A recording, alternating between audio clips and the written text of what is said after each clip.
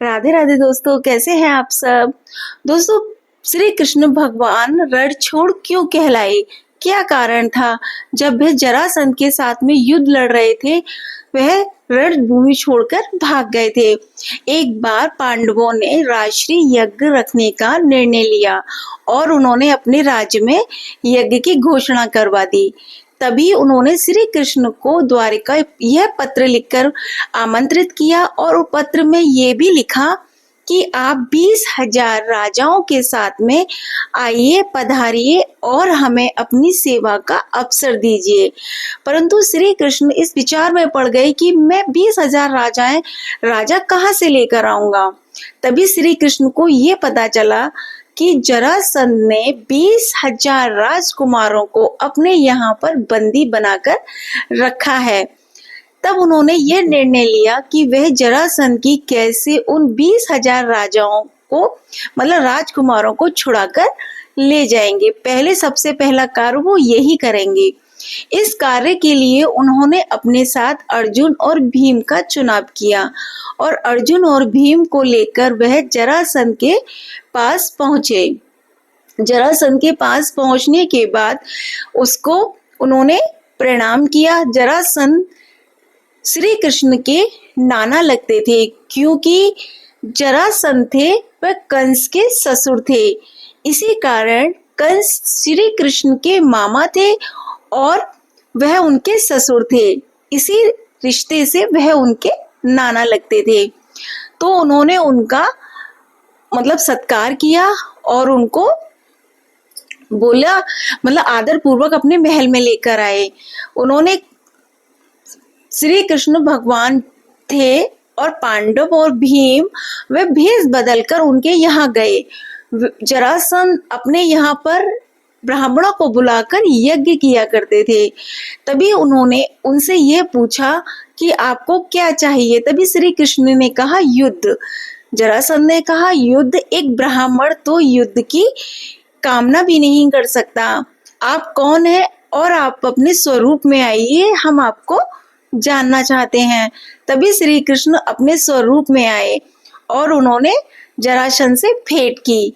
जरासंध ने कहा कि तुम एक रणछोड़ हो, मैं जो पहले ही रणभूमि को छोड़कर जा चुका है, अब मैं उसके साथ में पुनः युद्ध नहीं कर सकता। तत्पश्चात उन्होंने फिर अर्जुन को देखा। अर्जुन ने फिर अपना वेश उतारा और जरासंध के सामने आए। तो जरासंध ने कहा कि तुम तो अभी बालक हो, तुम्हारे साथ में युद्ध नहीं कर सकता। तब उसके बाद वे भीम के पास गए। भीम ने भी अपना वेश निकाला। तब भीम ने उनको अपना स्वरूप दिखाया। तब जरासंध ने कहा कि हाँ, ये हमारे युद्ध के लायक है, क्योंकि वे उनमें बहुत शक्तिशाली थे। भीम बहुत सारे हाथियों का बल था उनके अंदर। जरासंध भी कोई कम नहीं थे, वह भी बहुत ही शक्तिशाली थे। तब उन्होंने जरासंध ने कहा कि ठीक है, सूर्य उदय से पहले आप मतलब सूर्य उदय के बाद आप हमारे यहाँ अतिथि हैं और सूर्य उदय के बाद जो है आप हमारे शत्रु हैं। हम आपको युद्ध के लिए ललकारते हैं। तभी श्री कृष्ण ने और अर्जुन ने और भीम ने रात को जरासंध के यहाँ पर रुककर उनका आदर सत्कार स्वीकार किया। पुनः ही सुबह होते ही जरासंध के सैनिक दरवाजे पर आए और दरवाजा खटखटाने लगे। भीम से बोले कि आप सूर्य की किरण निकलने में कुछ ही क्षण बाकी है और जरासंध हमारे राजा वे युद्ध भूमि में आने वाले हैं और आप चलिए वहां पे उनका सामना कीजिए। युद्ध भी कोई ऐसा वैसा युद्ध नहीं था, शस्त्रों के द्वारा लड़े जाने वाला युद्ध नहीं था। जरासंध ने मल्ल युद्ध रखा था भीम के साथ में। तो वे भीम सुबह मल्ल युद्ध के क्षेत्र में पहुंच गए। वहां पहुंचने के बाद जरासंध इतने शक्तिशाली थे कि जरासंध ने एक मारा भीम को, तो भीम वहीं पर गिर गए और गिर के कुछ देर के लिए मूर्छित हो गए। फिर उनको होश आया। फिर वे जरासंध ने उनको मतलब बहुत उनको मारा और उनको पछाड़ दिया। तब जरासंध और भीम का युद्ध होते होते शाम हो गई। पुनः सूरज डूबने लगा। युद्ध खत्म हो गया। तभी फिर अर्जुन और श्री कृष्ण दोनों मिलकर भीम को अपने कंधों पे डालकर कक्ष की ओर ले गए और वहां पे उन्हें विश्राम के लिए शैया पर लिटा दिया। श्री कृष्ण भगवान और अर्जुन उनको जो है केला खिला रहे थे, फल खिला रहे थे, परंतु वह खुद पकवान खा रहे थे। तब भीम ने कहा कि तुम यहाँ पर पकवान खाने के लिए आए हो। जरासंध जब मुझे मार रहा था तब दोनों मिलकर देख रहे थे, मजे ले रहे थे मेरे। उन्होंने कहा कि नहीं भीम, ऐसा नहीं है, हम तुम्हारे साथ हैं। तुम तब श्री कृष्ण भीम के पास आए और भीम से उन्होंने बड़े विनम्र से कहा कि भीम, जब तुम युद्ध करने के लिए जाते हो तो तुमने एक बार भी मेरी तरफ नहीं देखा। भीम ने कहा कि मैं युद्ध में इतना व्यस्त था कि मुझे देखने का मौका ही नहीं मिला।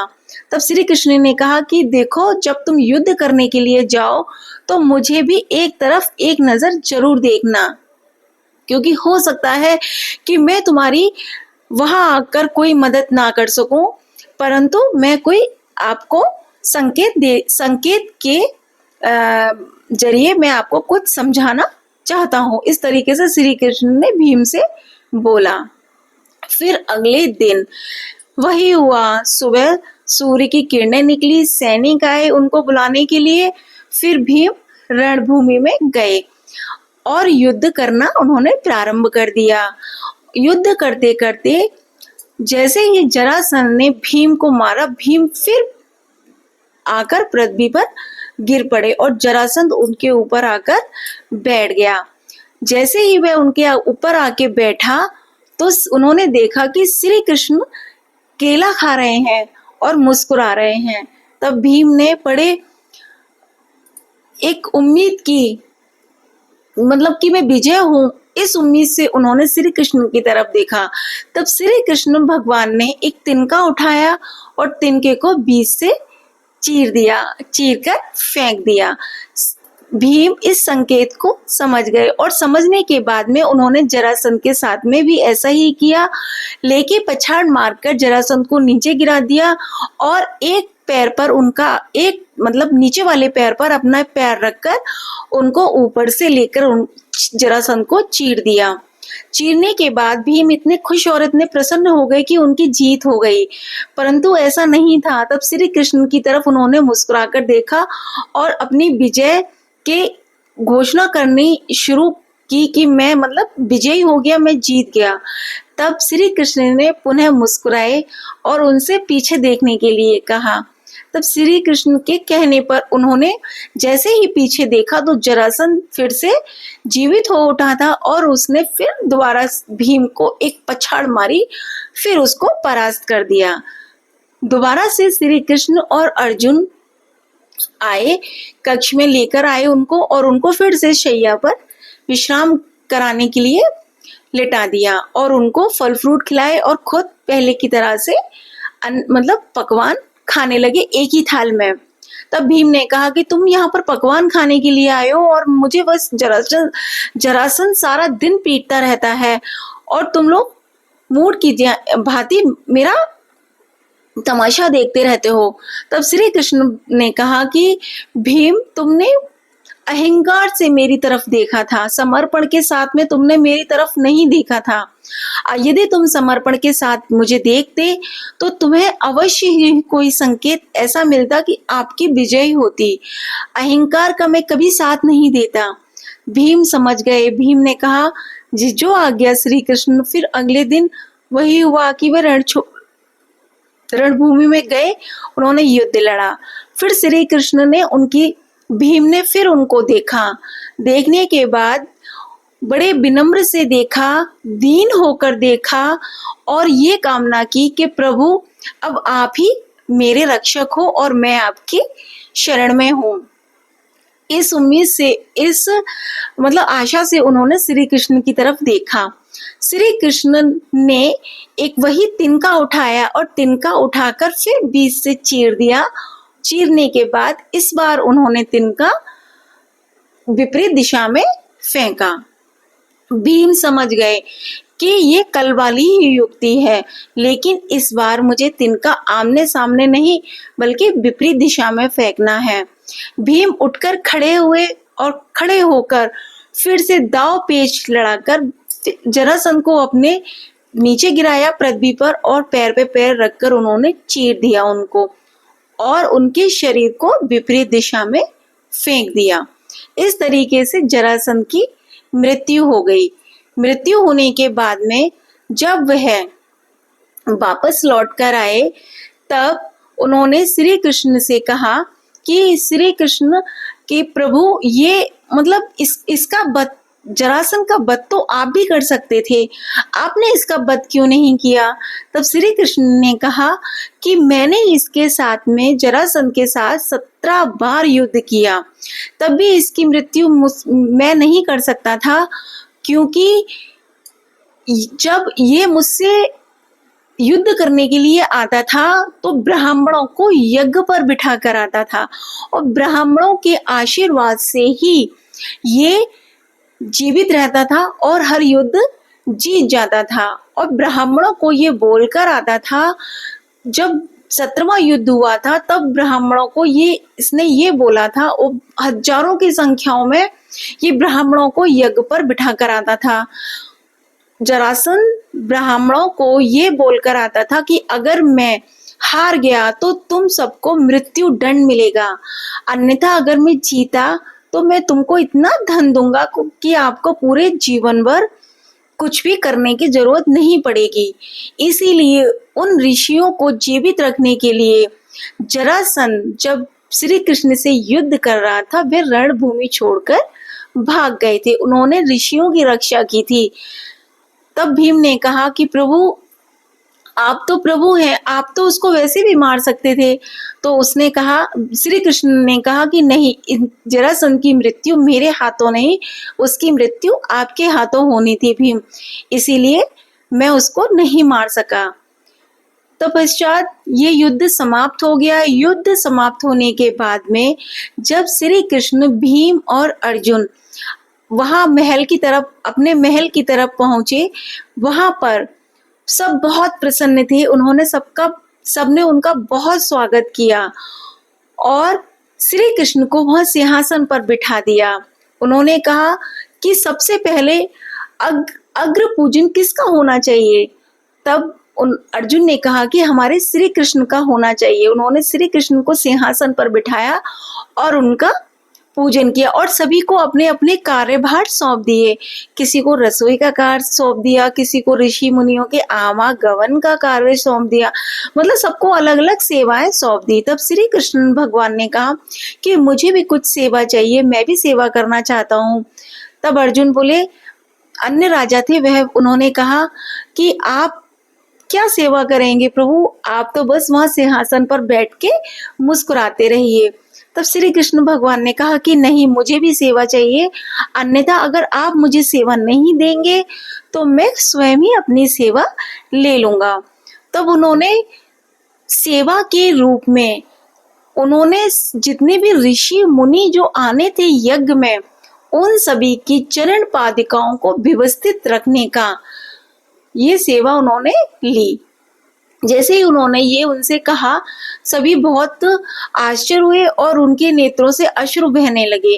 मतलब दीन होना, मतलब श्री कृष्ण भगवान इतने दीन हो गए, मतलब इतने दीन कि अगर हम मनुष्य भगवान का थोड़ा सा भी अंश अगर अपने अंदर हम ले आए, हम भगवान की पूजा करते हैं, भगवान का नाम जप करते हैं, हर चीज करते हैं, तुलसी की माला पहनते हैं, मस्तक पर हम तिलक भी धारण करते हैं, परंतु अगर हम भगवान की भांति दीन होने का थोड़ा सा भी अंश अगर हम अपने अंदर ले आए तो हम, मतलब हमें किसी और चीज कुछ करने की हमें जरूरत ही नहीं पड़ेगी, हमें स्वयं ही प्रभु की कृपा हमें प्राप्त हो जाएगी। तब श्री कृष्ण भगवान ने मंडप के बाहर, मतलब जो यज्ञ हवन हो रहा था उसके गेट के बाहर खड़े होकर जितने भी ऋषि मुनि आ रहे थे उनकी सभी चरण पादिकाओं को वो व्यवस्थित रख रहे थे। भगवान इतने विनम्र हैं, इतने मतलब इतने कोमल स्वभाव के हैं और इतने दीन बन जाते हैं कि वे अपने भक्त के साथ में नीचे जमीन पर पृथ्वी पर बैठने पर भी उसके साथ में जैसा भी भक्त हो उसके साथ अपना मतलब पूरे तरीके से समर्पण कर देते हैं उसको, उसके मतलब उसको किसी भी तरीके से कोई कष्ट और हानि नहीं होती। इसलिए दोस्तों हम लोगों को भी थोड़ा सा विनम्र बनना चाहिए प्रभु के भांति। हम भगवान तो नहीं बन सकते, लेकिन अगर हम उनकी पूजा करते हैं, उनका थोड़ा सा भी अंश अगर हम अपने अंदर ले आए तो हमारा जीवन सफल हो जाएगा। और विनम्र जब आती है ना तो अकेले नहीं आती, विनम्रता के साथ साथ में प्रेम भी आता है। अगर हमारा मन विनम्र होगा तो सबके लिए भी हमारे हृदय में प्रेम होगा प्रभु की भांति। इसीलिए सबसे प्रेम के भाव से मिलिए, विनम्रता दिखाइए और राधा नाम का जप कीजिए। प्रेम से बोलिए जय श्री राधे, जय श्री राधे कृष्णा, राधे राधे।